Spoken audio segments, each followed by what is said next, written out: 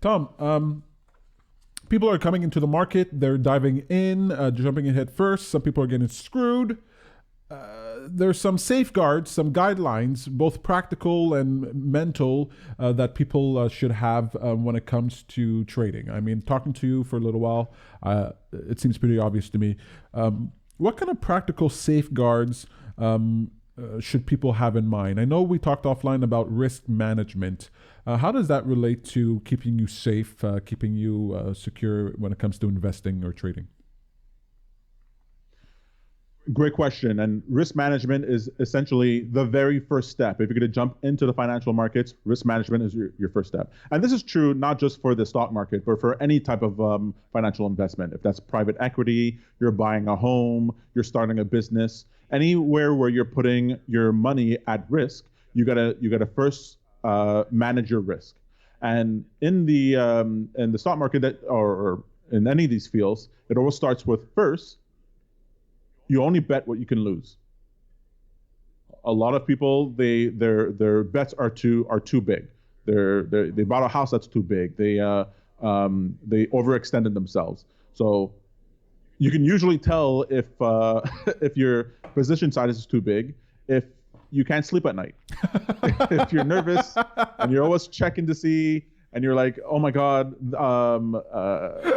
is this going my way? If you're then you've done poorly. You can imagine the startup that got a bunch of VC money. They scaled up to 4,000 employees before in the first month.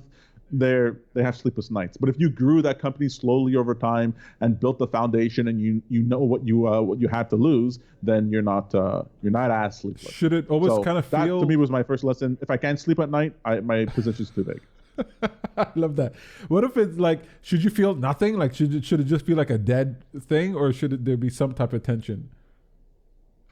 So there's two types of bets you could put on, right? There's the bet that you put on that's a safety bet, and that you're not really expecting it to grow massively. You're expecting it to, if you're buying Apple shares and you're expecting to make 10% for the year, you're not really losing any sleep on that, right?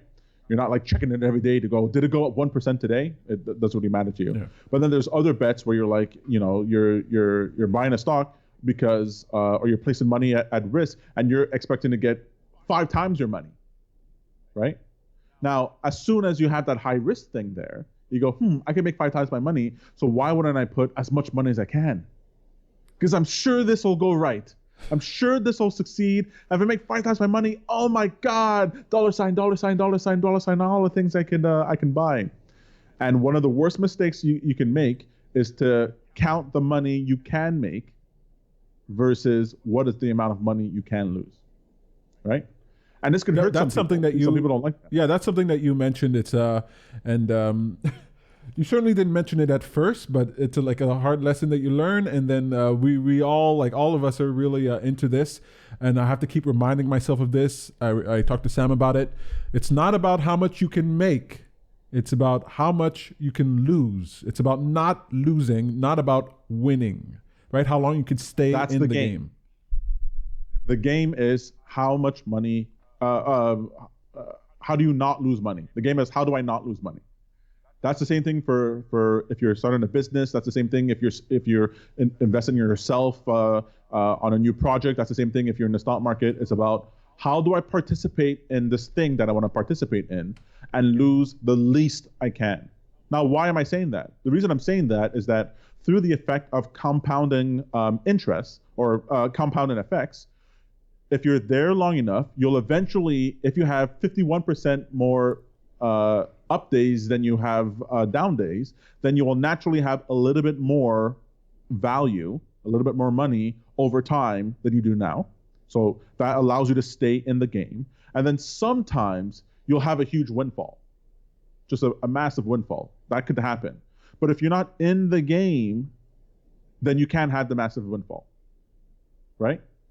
So it's like the person who buys 1,000 lottery tickets for this week's Powerball because it's high versus one lottery ticket every week for the rest of their life. Well, if you're going to buy 1,000 lottery tickets, spread that out over 1,000 weeks because you increase your chance. But some person goes, well, it's more surefire. I have more of a chance to get the big payout if I do it all at once. Yeah, but then all your eggs is one basket, and it better succeed right away. And so, better to make. You cannot get the big gain. You cannot be there for the right time if you're not in the game. You cannot be there for the right time if you're not in the game. Tom Hartman dropping life lessons here today on the show. I have a feeling that after this, I'm going to have to ask you how this applies to just everyday life, like not financial, because these principles sound pretty sound. Hey there, folks. Oh, hope you had a good time here today. Hope you enjoyed learning. I really like learning. Look, you might be the type of person who's like, I don't really care about finance. I don't care about stocks. You should.